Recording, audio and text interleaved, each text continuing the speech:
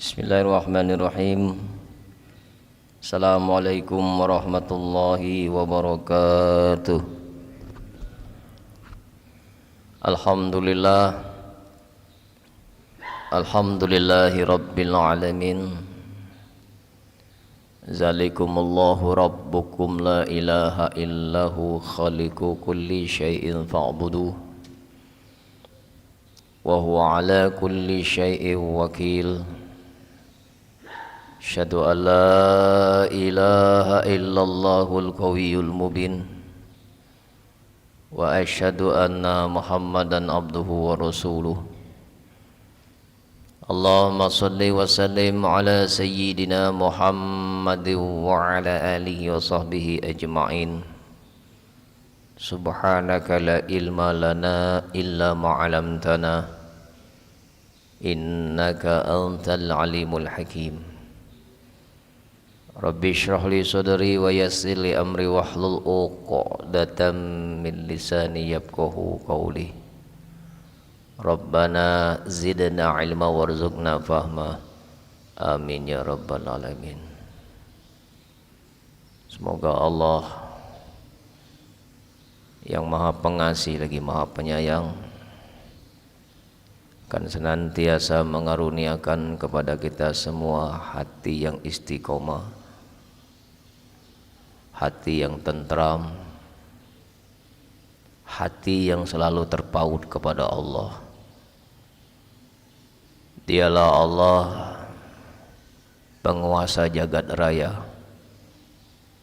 penggenggam dari segala kejadian, yang maha membolak-balikan hati, yang maha menciptakan lagi maha menyempurnakan dari setiap ciptaannya. Dan dialah Allah yang senantiasa bersama kita dan tidak pernah meninggalkan kita dalam keadaan apapun, suka dan duka.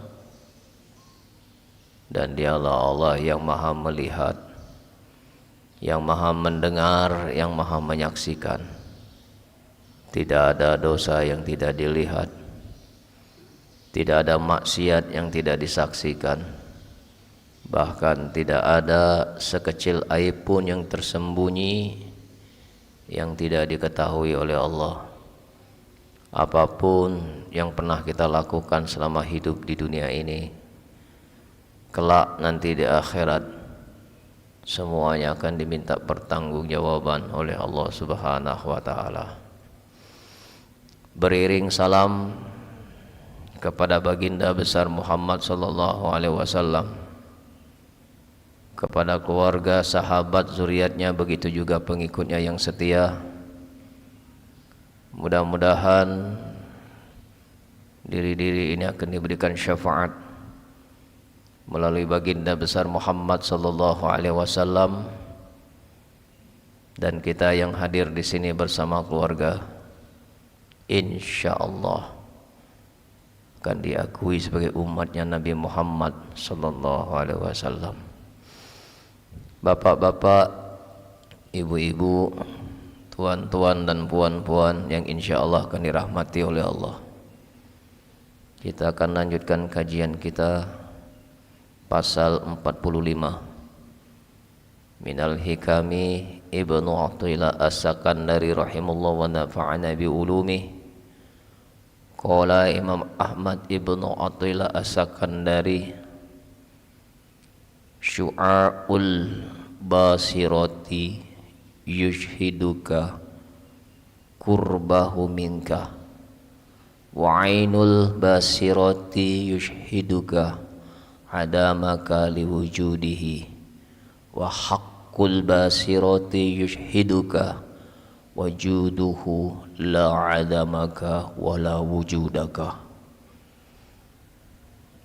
Sinar mata hati itu dapat memperlihatkan kepadamu dekatnya Allah kepadamu, dan mata hati itu sendiri dapat memperlihatkan kepadamu ketiadaanmu karena wujud adanya Allah. Dan hakikat mata hati itulah yang menunjukkan kepadamu hanya adanya Allah, bukan ketiadaanmu dan bukan pula wujudmu. Jadi mata hati yang disebut dengan basirah atau yang disebut dengan syu'aul basirah, yaitu cahaya akal. Jadi agama ini harus dicerna dulu dengan akal. Artinya untuk kita bisa sampai kepada tingkat makrifat, waras harus. Orang tidak akan sampai apabila orang itu belum waras. Artinya apa? Tidak ada sesuatu yang bisa memabukkan dunia. Tidak ada yang bisa memabukkan dirinya kecuali Allah. Jadi kalau dia masih mabuk dengan dunia, mabuk kepada selain Allah, maka dia tak akan pernah sampai. Kenapa?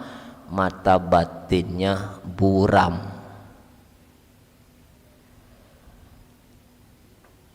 Itulah kita membutuhkan supaya akal kita jadi waras, harus diisi dengan ilmu atau yang disebut dengan ilmul yakin. Maka Nabi mewajibkan kita untuk menuntut ilmu. Talabi ilmi fardhatun ala kulli muslimin wal muslimat. Menuntut ilmu itu wajib bagi laki-laki perempuan yang beriman. Untuk apa? Untuk mewaraskan atau menyesuaikan diri kita terhadap Allah. Maka kalau orang tidak mau nuntut ilmu, itu tanda bahwa dia belum beriman, menandakan bahwa dia belum mau dekat kepada Allah. Kenapa kita bisa punya keyakinan kepada Allah? Karena ilmu yang mengantarkan kepada akal kita. Itulah kita diciptakan oleh Allah punya akal, beda dengan makhluk-makhluk yang lain. Yang menjadi diri kita ini bernilai di sisi Allah selain makhluk-makhluk Allah, yaitu kita punya akal. Bukan punya otak, akal. Binatang punya otak tapi tidak punya akal. Nah, kita ini punya otak, punya akal. Nah, akal itu digunakan untuk apa? Untuk mengenal Allah. Maka di dalam basirati, di dalam mata batin kita itu terletak di dalam hati. Inna fil jazadi mudghah. Sesungguhnya di dalam tubuh manusia itu ada gumpalan daging. Iza suluhat suhat jasadu kulluhu wa iza fasadat fasadal jasadu kulluhu ala wahiyal qalb. Apabila baik daging itu maka baik pula seluruh anggota tubuhnya. Apabila buruk daging itu maka buruklah seluruh anggota tubuhnya. Itulah hati. Hati ini akan bertindak apabila basiroh, mata batin. Mata batin itu di dalam hati. Kalau basirohnya bersih, maka bersih pula hatinya. Apabila basirohnya rusak atau irur, maka hatinya ikut irur. Tidak usah tanya perbuatannya, pasti buruk.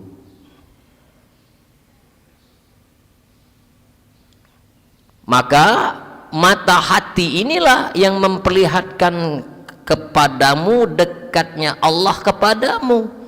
Syu'aul basirati yushhiduka kurbahu minkah.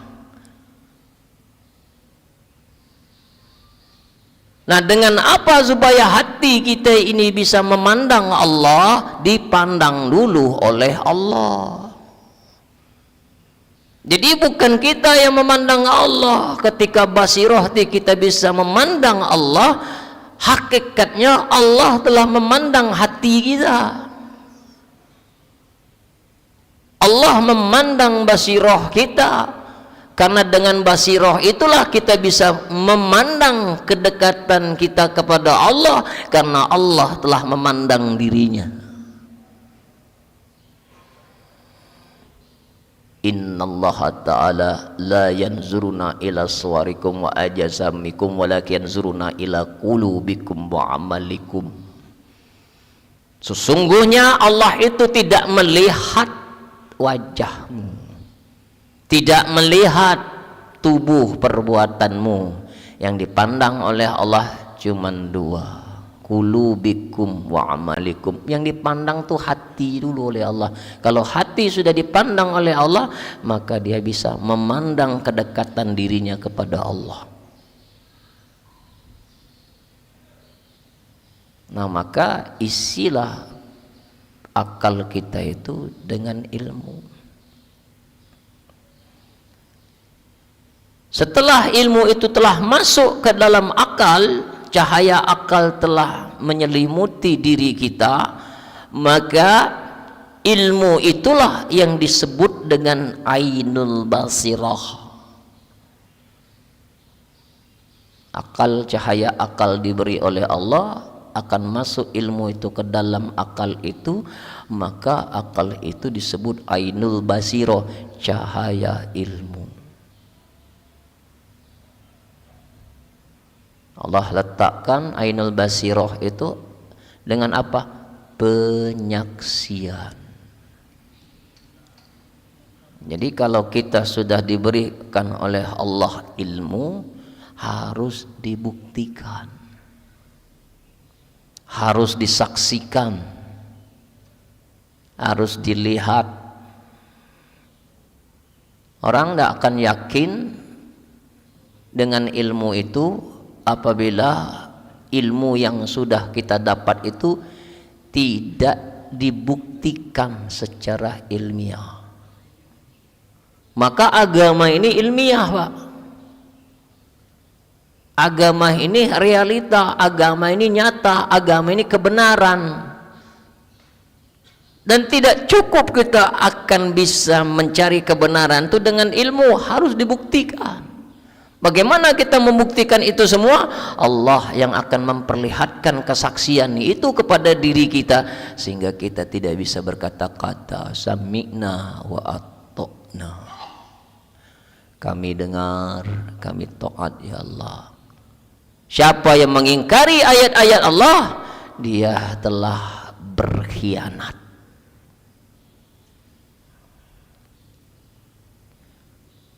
Maka orang yang sudah menyaksikan itu akan mendapatkan hikmah. Al-hikmatu jami'atu ma'rifatuhul haqqa wal 'amilu biha ma'rifatul batin. Kata Nabi, hikmah yang sempurna adalah mengenal Allah yang hakiki, sementara pengamalannya adalah makrifat batin.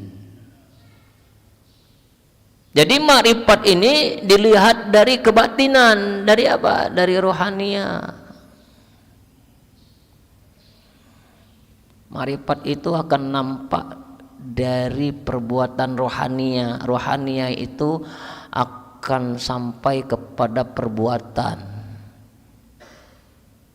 Jadi ketika orang itu telah menyaksikan, telah mengalami perjalanan-perjalanan spiritual yang merujuk, yang berdalilkan Al-Quran dan Sunnah, maka dia akan mendapatkan kesaksian yang nyata. Ketika dia telah mendapatkan kesaksian nyata dalam hidup dia, dia baru mengatakan, oh,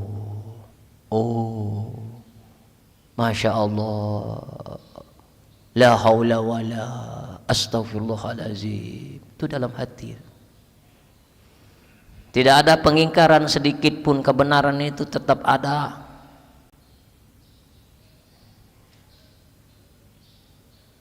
Setelah dia dapat ainul basiro, maka dia akan mendapatkan hakul basiro, yaitu cahaya ilahi. Dia menyaksikan tajalinya Allah dalam dirinya. Maka kita bisa bedakan orang-orang yang menggunakan akal mereka masih merasa ada dirinya dan dekatnya kepada Tuhan. Jadi orang yang masih menggunakan akal masih merasa dirinya ada dan dekat kepadanya. Jadi kalau kita masih menggunakan akal, kita masih merasa diri kita ada. Sedangkan orang-orang yang menggunakan ainul basiroh merasa dirinya sudah tidak ada dibandingkan dengan adanya Allah. Sedangkan orang yang ahli hakikat hanya melihat kepada Allah dan tidak melihat apapun di sampingnya kecuali Allah. Nah, jadi perjalanan kita untuk bisa sampai kepada makrifat itu, tiga ini harus dilalui dulu. Kalau ketiga ini tidak kita lalui, maka kita tidak akan pernah sampai kepada hakikat makrifat itu sebenarnya. Dan kita harus menyadari, bukannya kita tidak melihat adanya alam sekitarnya, tetapi karena alam sekitarnya itu tidak berdiri sendiri, tetapi selalu berhajat kepada Allah. Maka adanya alam ini tidak menarik perhatian kita, karena itu mereka menganggap bagaikan tidak ada. Jadi kalau kita melihat alam ini tidak melihat Allah, buta. Kenapa alam di dunia ini, diri kita ini adalah bayang-bayangnya Allah. Kalau kita bisa melihat bayang-bayangnya Allah, kenapa kita tidak bisa melihat yang membayanginya? Butalah mata hati kita. Kalau mata hati kita buta, apa yang akan dia rasakan? Dunia yang menjadi tujuan. Itulah yang disebut dengan pecinta dunia. Orang pencinta dunia tidak suka belajar ilmu makrifat ini. Kenapa? Ngekang hidupnya, memperhambat jalan hidupnya, merasa tersiksa dan merasa tertekan. Orang yang hatinya sudah dikasih hidayah itu, dia akan merindukan ilmu ini untuk menjadi bekal dia menghadap Allah. Jadi dengan hati selalu diisi dengan ilmu-ilmu makrifat ini, hatinya akan menerima, di bawah alam sadarnya akan menerima secara otomatis. Kenapa? Hakikatnya ruh ini rindu kepada Allah. Ruh kita ini rindu sama Allah. Jadi ada kalanya kita merindukan kata-kata yang bisa memberikan semangat kepada kita untuk mendekat kepada Allah. Yang rindu itu adalah ruhmu, nafsumu tidak suka berbicara tentang Tuhan. Dia menganggap berbicara tentang Tuhan itu mengikat dirinya untuk berbuat kejahatan. Maka beruntung kalau kita ini diberikan oleh Allah keinginan untuk senantiasa menepis semua sesuatu di hati itu selain Allah. Hati yang sehat itu adalah hati yang tidak ada sesuatu di hati itu kecuali Allah. Itu hati yang sehat. Apabila di hati kita ada sesuatu selain Allah, menandakan kita sedang punya penyakit hati. Nah, penyakit hati ini disebabkan oleh apa? Karena jauhnya kita dari ilmu Allah. Maka orang-orang yang di hatinya itu ada selain Allah, dijamin tidak bahagia, dijamin tidak tentram. Kenapa?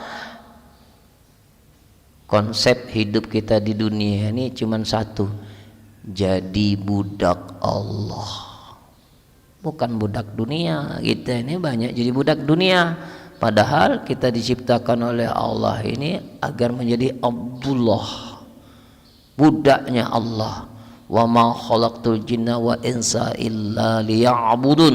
Tidak diciptakan jin dan manusia semata-mata hanya untuk mengabdi kepadanya.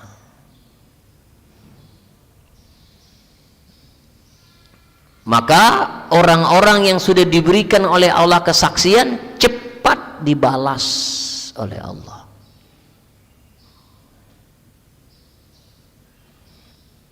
Apabila dia berbuat kebaikan, kebaikan itu akan ditampakkan oleh Allah. Apabila dia berbuat keburukan, maka keburukan itu ditampakkan oleh Allah.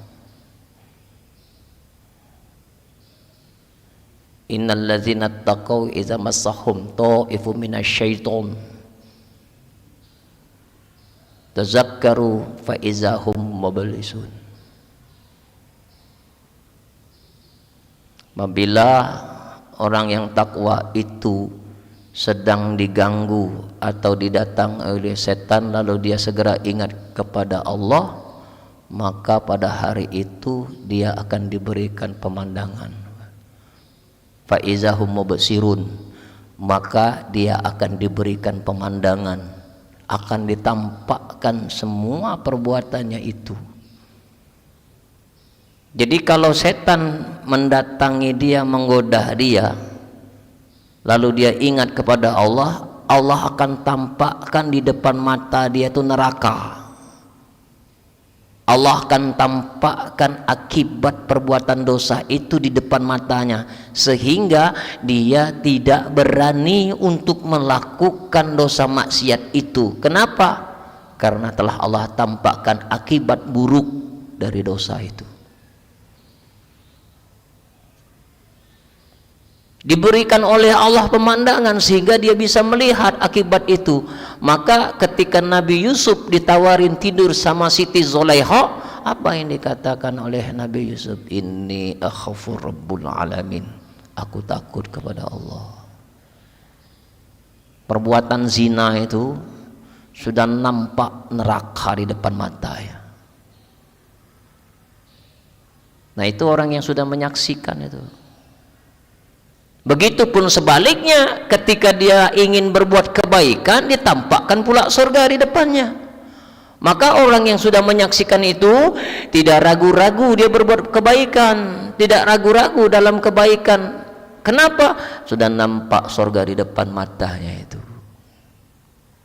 Kenapa? Yang bermain dalam kebaikan itu bukan akal lagi, yang bermain itu adalah basiroh, cahaya hati, mata hati yang bermain. Kenapa? Kalau kita beramal banyak menggunakan akal, hitung-hitungan, takut rugi, takut bangkrut, hitung-hitungan. Apalagi kita beramal dengan nafsu. Nah, nafsu ini paling tidak suka dengan penderitaan. Maka kita harus kenali bagaimana nafsu ini berproses untuk menggoda kita. Karena nafsu inilah musuh terbesar dalam hidup kita. Ada aduikan nafsu kallati baina janbaika. Kata Nabi, ada dua musuh terbesar pada dirimu, terdapat di antara dua lambungmu. Apa? Amarah dan syahwat.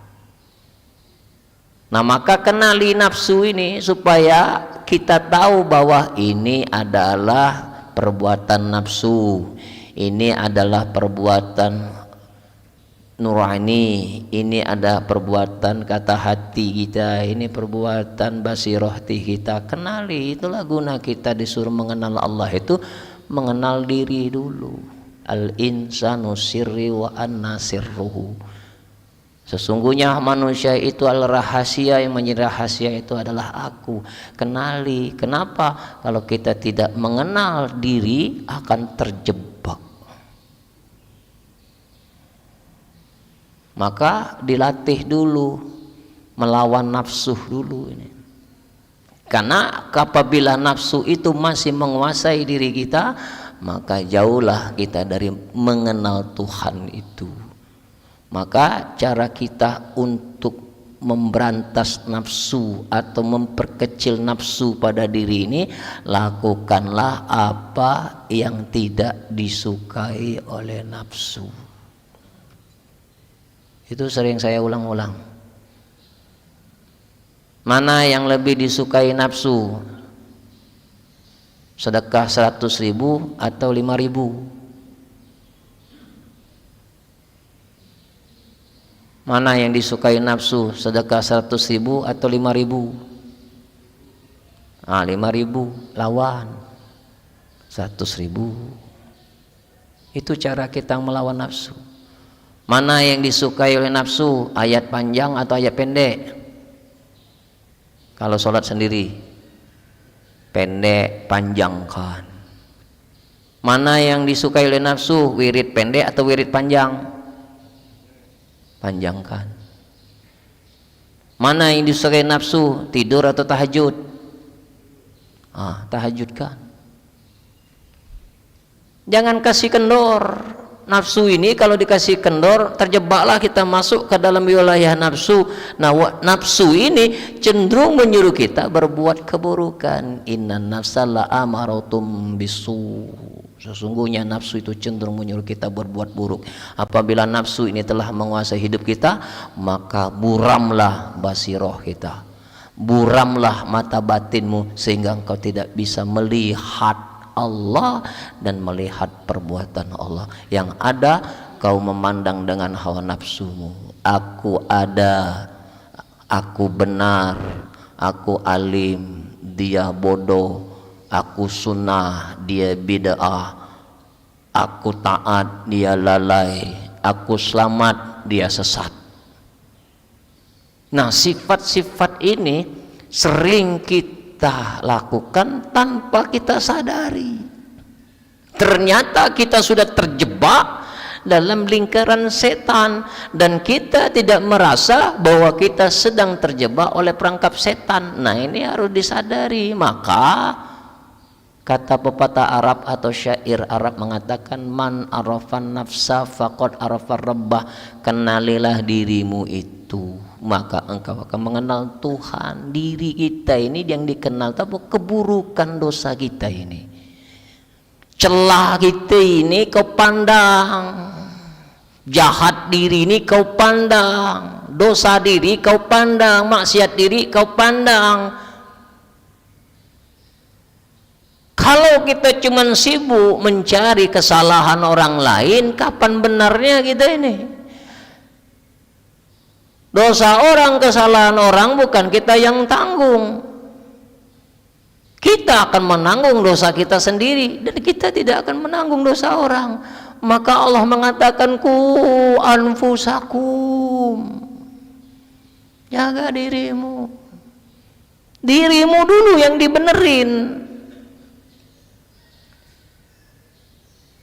Kalau kita semua ini punya prinsip menjaga diri masing-masing, tidak usah kau tanya keluargamu, insya Allah keluargamu baik. Tidak usah kau tanya lingkunganmu, lingkunganmu akan baik. Tidak usah kau tanya kotamu, kotamu akan baik. Tidak usah kau tanya provinsimu, provinsimu akan baik. Tidak usah kau tanya tentang negaramu, pasti baik. Kenapa? Mereka sibuk memperbaiki diri. Nah, kita ini belum punya kesadaran untuk duduk pada titik kesadaran itu. Maka dunia ini makin hari makin hancur gitu ini. Kalau seandainya kita ini tidak punya Tuhan, stres semua manusia yang ada di dunia ini. Semuanya menekan diri kita, semuanya menyusahkan diri kita. Dunia ini membuat hancurlah hati kita ini. Kenapa? Dunia ini ya memang seperti itulah dunia. Angkara murka, tempat penderitaan.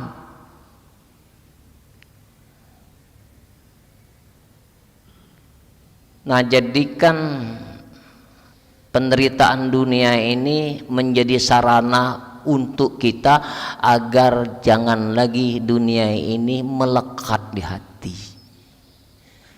Kalau kami pribadi lihat dunia ini pesimis.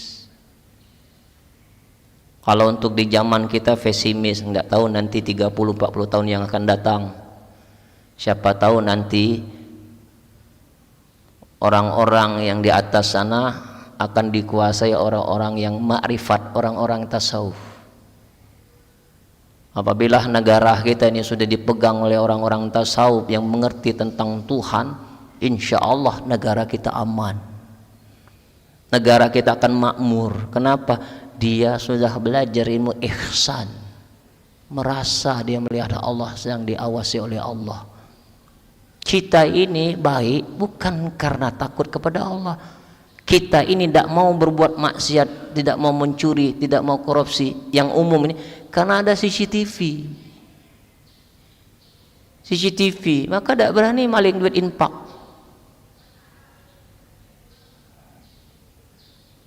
CCTV kita masih dunia, tapi kalau sudah menjadikan Allah itu sebagai CCTV, kemanapun kau berada, kau tak akan berani bermaksiat. Wa huwa ma'akum aynama kuntum wallahu bima ta'maluna basir. Allah bersamamu dimanapun kau berada. Wa nahnu aqrabu ilaihi min hablil warid. Sesungguhnya kami ini lebih dekat daripada lehermu. Ada orang, tidak ada orang, tetap baik dia. Ada orang, tidak ada orang, tetap jujur. Ada orang, tidak ada orang, tetap amanah. Maka Bapak Ibu, Tuan Puan yang saya hormati, belajarlah kita untuk memperbaiki diri kita, keluarga kita. Benar itu. Siapa tahu nanti 10 tahun, 20 tahun yang akan datang akan melahirkan anak-anak yang makrifat. Kader-kader yang meyakini adanya Allah yang maha melihat, yang maha mendengar. Berani, tegas, tidak takut dengan siapapun kecuali takut kepada Allah. Nah, maka berawallah dari kepala rumah tangga, rajin-rajin nuntut ilmu, ajarkan ilmu itu kepada anak istri kita. Yang paling utama yang harus diajarkan untuk menjadi orang yang baik itu apa? Kejujuran. Alaikum bisidqi fa inna sidqa yahdi il birru wal birru yahdi ilal jannah. Kata Nabi, jujurlah kalian karena kejujuran itu akan membawa kebaikan, kebaikan itu akan membawa ketenangan. Orang kalau sudah tenang, otaknya waras, pikirannya waras, bisa membedakan mana benar, mana salah. Yang tidak bisa membedakan benar salah itu otak tak waras.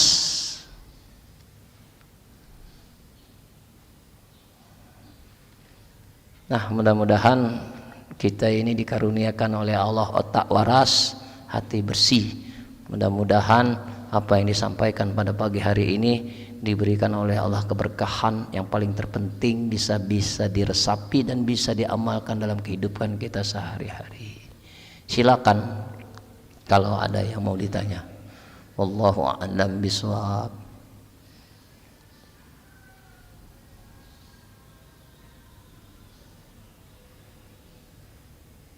Nah, silakan Pak. Bismillah. Assalamualaikum warahmatullahi wabarakatuh. Waalaikumsalam.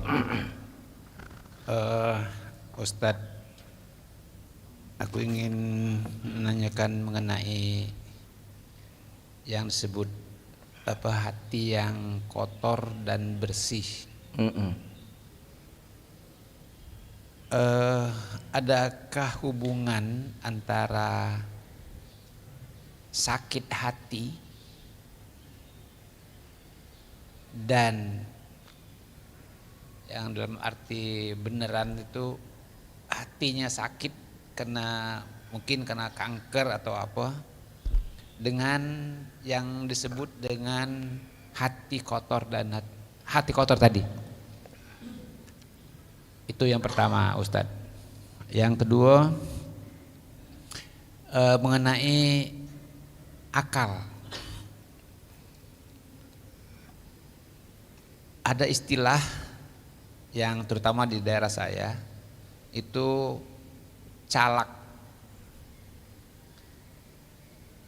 yang ini kan bahwa dia tuh pinter tapi calak. ya tapi dibarengi dengan atau dicampur dengan hal-hal yang negatif seperti membodohi, pembohong sedikit mungkin. Nah itu, nah dengan akal yang tadi sehingga dia tidak akan nabrak ini, sehingga dia semuanya bisa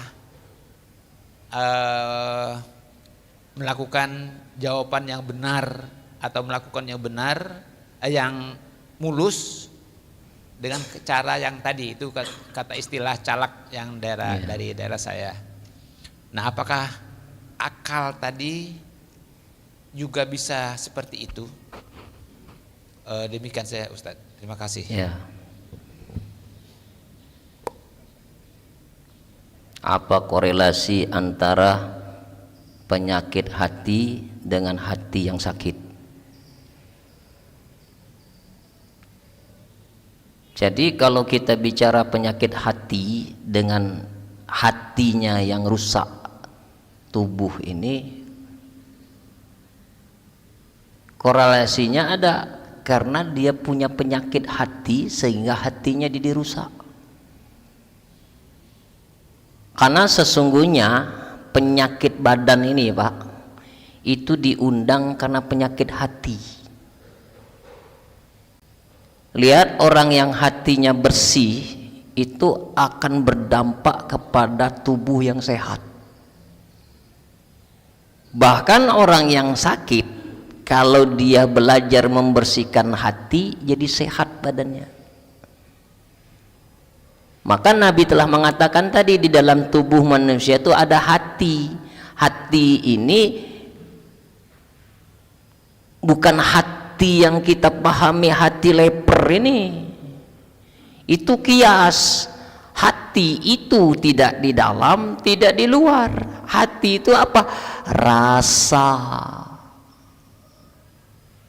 Jadi bedakan hati medis dengan hati spiritual. Jadi kalau hati spiritual kita ini benar, waras, insya Allah seluruh tubuh kita akan sehat. Jadi kalau kita sekarang sedang diuji oleh Allah dengan penyakit, tugas kita satu, ngoreksi diri. Dosa apa yang sudah dilakukan sehingga datangnya penyakit. Maka orang yang sering kena penyakit darah tinggi, jantungan itu apa indikatornya sering itu bisa terjadi? Karena mudah marah, temperamen, darah tinggi naik dia. Itu diakibatkan kenapa? Karena hatinya rusak, hatinya jahat, kena penyakit hati. Kenapa orang itu kena penyakit diabetes? Maaf Pak ya kalau ada kesamaan cerita. Kenapa? Maaf bahasanya tuh tomak. Dikit-dikit begonyel, dikit-dikit begonyel, dikit-dikit begonyel. Tiap hari makan terus. Apa akibatnya kalau selalu makan enak? Kena penyakit diabetes. Itu semua kan diakibatkan karena perbuatan hati kita yang akan merujuk kepada penyakit badan. Kenapa kita sering lambung kita sering naik kena penyakit emah itu? Sering cemas. Lihat orang yang sering cemas itu menandakan emahnya kambuh. Makin cemas makin kumat. Nah itu kita harus sadari. Jadi jiwa-jiwa yang tenang ini akan melahirkan badan yang sehat, wajah ceria, enak dipandang, walaupun hitam. Nah itu Pak yang pertama. Jadi benerin hati ini.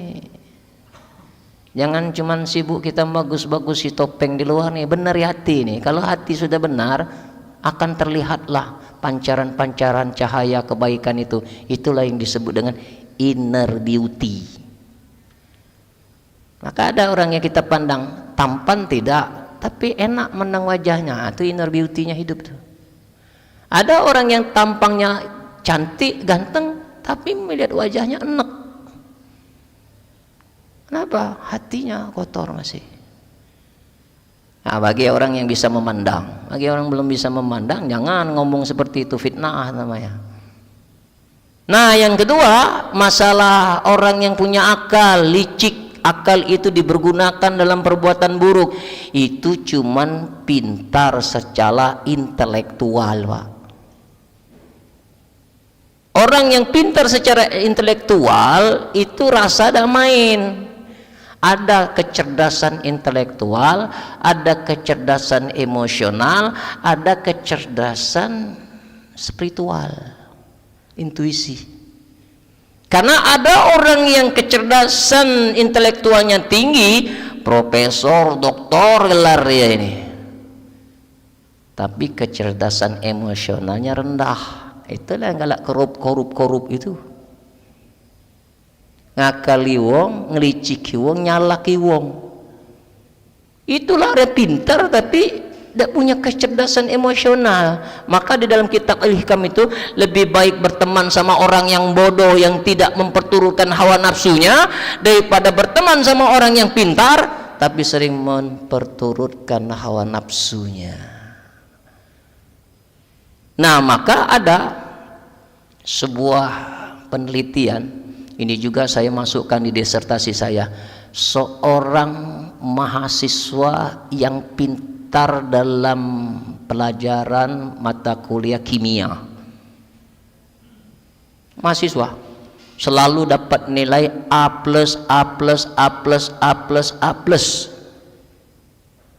pada suatu ketika dia ikut ujian dapat nilai B. Begitu semua temannya tahu dia dapat nilai B, lalu dia merasa malu dengan dapat nilai B, pulang ke rumah ngambil tali gantung diri. Inilah yang dimaksudkan orang yang kecerdasan intelektualnya tinggi tapi kecerdasan emosionalnya rendah. Boro-boro mau cerdas spiritual, kecerdasan emosionalnya saja dia tidak bisa mengendalikan dirinya, bagaimana akan mendapatkan kecerdasan spiritual? Nah, ini contoh saja, Pak.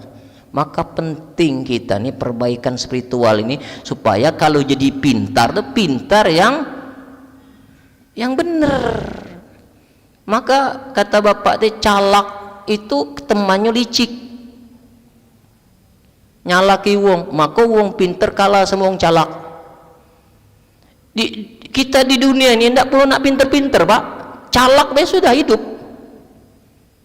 Karena banyak orang pintar dikalahkan oleh orang calak. Orang pintar yang beriman tuh lurus hidupnya tuh, tidak nakan-neko. Nah, orang yang calak kelebu kamu lantung calak. Maka berkawanlah sama orang yang pintar spiritual. Tapi ingat, kalau orang itu pintar spiritual, jangan coba-coba kau berurusan sama Tuhan nanti. Berurusan sama Allah langsung. Nah, maka jangan cuman bagus-bagusi gelar, bagusi hati itu. Jangan cuman bagus-bagusi gelar, ninggi-ninggikan gelar. Hati itu benerin supaya berkesesuaian antara gelar dengan perilaku itu. Nah, aku rasa itulah Pak Haji. Ada lagi? Silakan Pak. Mik. Biar yang lain bisa dengar.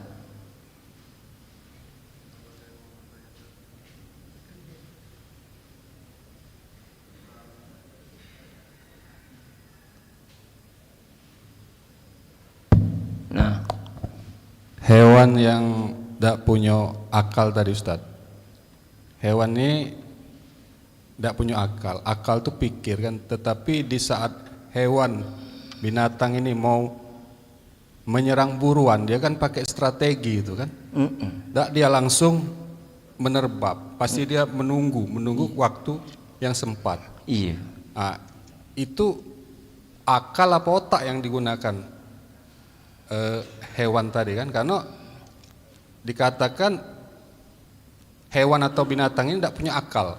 Tapi kalau dia tak punya akal, seperti ayam punya anak ayam itu mau disambar elang, maka ayam induk tadi itu mengatup anaknya tadi dengan sayap. Ya kan, kalau tidak ditutup dengan sayap maka akan dimakan elang tadi. Nah itu mau saya tanya, perbedaan tadi itu akal dengan pikir dengan otak di ayam tadi atau di hewan tadi di mana, Ustaz? Insyaallah. Ya. Kalau binatang itu dia tidak punya akal tapi punya nurani kebinatangan. Jadi kalau nurani kebinatangan itu dia sebagai hewan pemburu, maka dititipkan oleh Allah akalnya itu akal pemburu, maka punya strategi. Jadi itu titipan, Pak. Jadi tidak mungkin cicak diberikan oleh Allah jiwa pemburu, tidak mungkin. Yang dikasih jiwa pemburu itu adalah harimau, kucing, itu dikasih oleh, itu nurani. Samalah seperti ayam, ketika ada hujan ditutupkan anaknya itu dengan sayap, itu nurani kebinatangan dia. Nah, nurani kebinatangan itu Allah titipkan rahmat di dalamnya. Bahkan binatang itu lebih ikhlas daripada manusia. Dan binatang itu ketika dia sudah mendidik anaknya, sudah jadi dewasa, tidak ada dia minta dibalas. Bahkan kita juga bisa belajar bagaimana cara hidup seekor binatang itu. Nah, maka binatang itu punya nurani. Nurani itu yang Allah kasih langsung ke dia. Beda dengan kita. Kita ini punya akal, sering ngakali. Nah, binatang itu tidak pernah ngakali, Pak. Kita nih ngakali, banyak bohong di dalam akal kita itu. Licik tadi bahasanya itu, calak. Binatang itu tidak punya sifat licik. Begitu dia sudah makan kenyang, ditinggalkannya, Pak. Lihatlah, kucing kalau sudah makan kenyang ditinggal, aman kita, tidak habis, tidak berhenti. Dirilah kayo nak ngayo ke anak pula, anaklah kayo nak ngayo ke cucung pula, cucunglah kayo nak ngayo ke cicitnya pula, cicitnya lah kayo nak ngayo ke cicit pula. 7 turunan, Pak. Nah, maka bedanya kita dengan binatang itu tidak punya sifat ketamaan. Binatang itu kalau sudah dapat, sudah tidak ada lagi dia berburu, nyimpan stok, tidak ada. Kita yang galak nyetok, nimbun barang. Nah, jadi binatang itu dikasih akal, dikasih oleh Allah otak untuk menyimpan nurani atau petunjuk dari Allah yang sudah diberikan oleh Allah, yang sudah diinstal oleh Allah dengan sifat dan tingkah laku binatang itu sendiri. Contoh, saya kasih contoh, babi. Babi itu kerjanya apa? Makan, tidur, kawin. Makan, tidur, kawin. Nah, itu sudah dikasih insting dia. Dikasih instingnya makan, tidur, kawin. Kalau dia ada sayang sama anak, ibu babi sayang sama anak babi, itu nurani namanya. Dan kebaikan babi itu kepada anak babi itu tidak dinilai pahala. Kenapa? Tidak ada akal, tidak dibebani dengan syariat, tidak mukalaf. Nah, kita ini mukalaf, Pak. Kita dikasih beban syariat. Itulah yang menjadi hisab itu. Maka saya sering katakan, babi itu kalau mati itu tidak dihisab. Walaupun babi itu sering memperkosa anak kandungnya sendiri, tapi tidak dihisab. Nah, kita memperkosa anak kandung sendiri, memperkosa santriwati sendiri itu akan dihisap. Kenapa? Punya akal. Akal itulah yang diciptakan oleh Allah untuk membedakan mana yang benar, mana salah. Punya akal tidak bisa beda sama benar dan salah, sama seperti binatang tuh. Nah, maka hati-hati kalau kita punya akal. Benar ya akal itu dengan apa tadi? Dengan kajian kita, dengan menuntut ilmu agama supaya tahu, oh ini salah, ini benar, ini baik, ini buruk. Nah, itulah guna kita belajar itu, Pak. Nyambung enggak, Pak, kira-kira? Nah, kurasa jadilah dulu, Pak. Bukan aku dah galak lamu-lamu, aku mikir ke kamu kalau kamu nak kondangan, mudah-mudahan apa yang disampaikan bisa bermanfaat. Allahumma salli ala sayyidina Muhammad wa ashghili zalimin bizalimin. Allahumma salli ala sayyidina Muhammad wa ashghili zalimin bizzalimin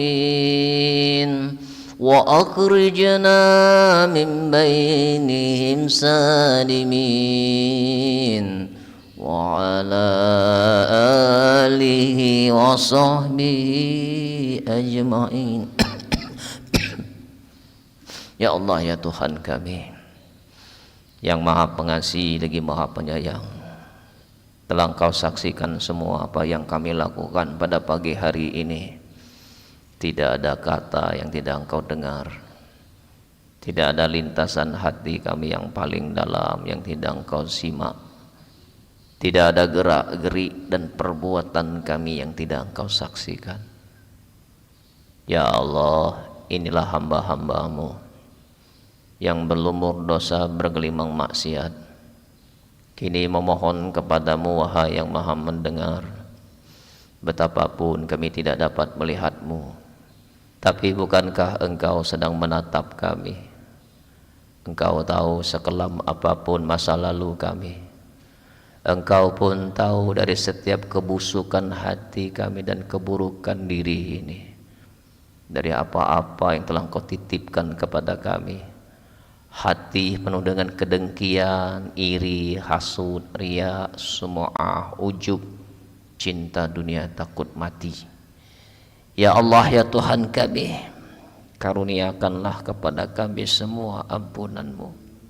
Allahumma inna nas'aluka taubatan nasuha, ya Allah, wa taubatan qablal maut, wa rahmatan indal maut, wa maghfiratan ba'dal maut.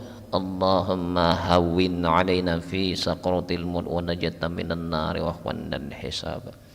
Allahumma fir lana dzunubana wa liwalidina warhamhum kama rabbawna shighara, wal muslimina wal muslimat wal mu'minina wal mu'minat al ahya'i wal amwat, innaka ala kulli syai'in qadir.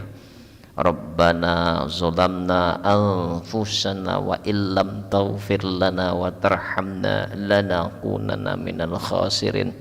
Rabbana hab lana min azwajina wa dzurriyyatina qurrata a'yunin waj'alna lil muttaqina imama. Rabbana hab lana min ladunka dzurriyyatan thayyibatan innaka sami'ud du'a.